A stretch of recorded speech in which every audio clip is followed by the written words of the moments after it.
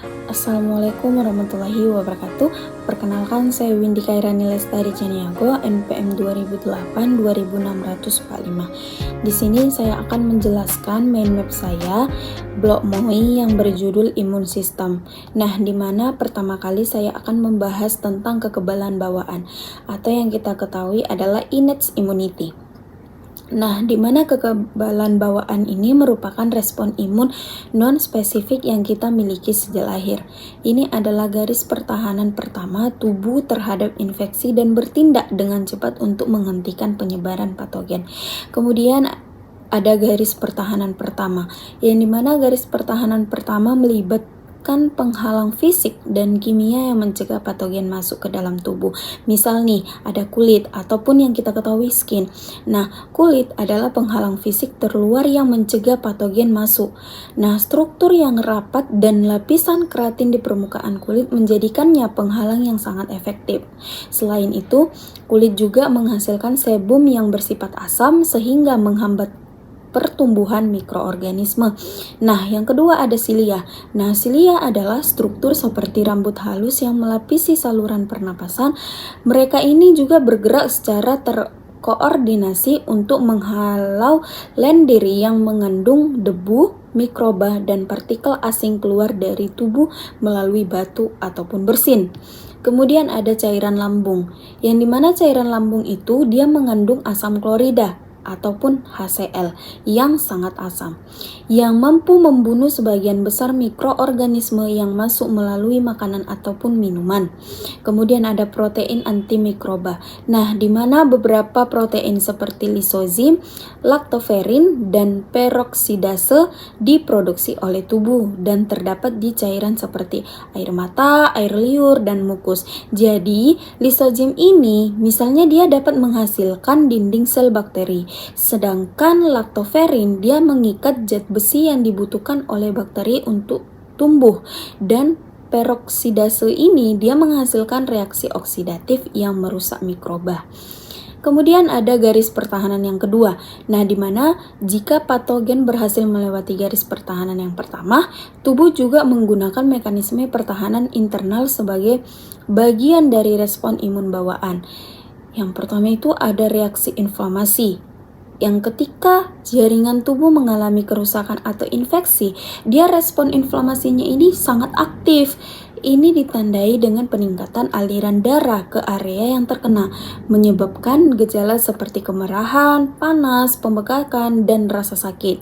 Nah, di mana inflamasi ini bertujuan untuk menghentikan penyebaran patogen, merusak patogen yang ada, dan memulai proses penyembuhan jaringan.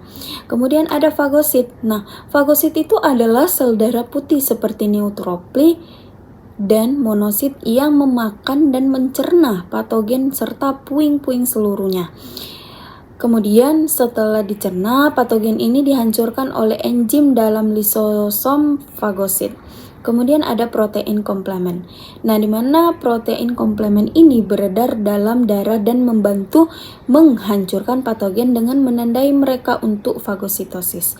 Nah, di mana menarik dari sel imun ke lokasi infeksi itu atau langsung menyerang membran sel patogen untuk menyebabkan lisis sel. Kemudian ada interferon. Nah, di mana interferon adalah protein yang menghasilkan oleh sel yang terinfeksi virus. Mereka ini tidak langsung menyerang, tetapi virus ini dia mengganggu replikasi virus dalam sel yang terinfeksi dan mengirimkan sinyal ke sel-sel tetangga untuk meningkatkan pertahanan mereka. Kemudian ada kekebalan adaptif, yang dimana kekebalan adaptif ini adalah sistem pertahanan yang berkembang secara spesifik terhadap patogen yang telah menginfeksikan tubuh.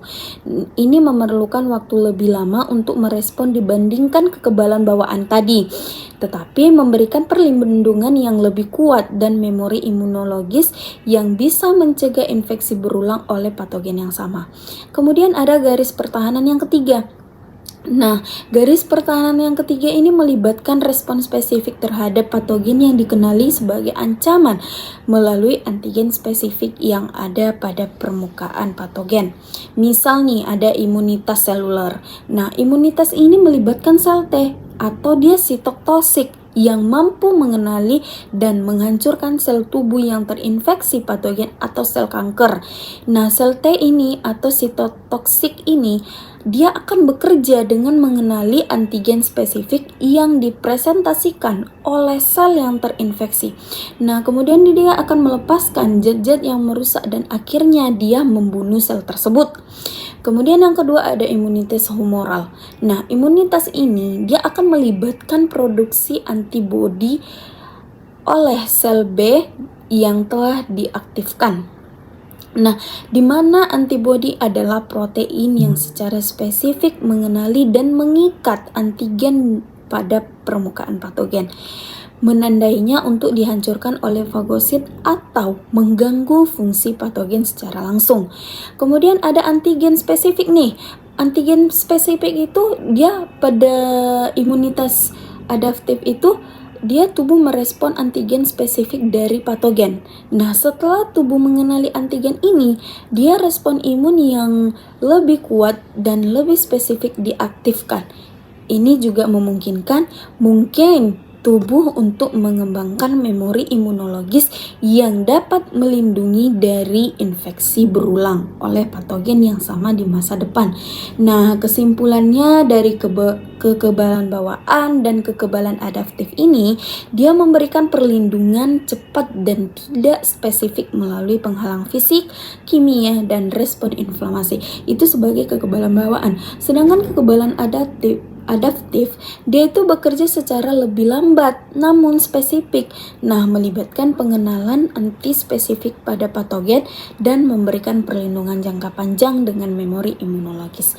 Mungkin ini referensi yang saya dapatkan. Kurang lebihnya saya mohon maaf. Assalamualaikum warahmatullahi wabarakatuh.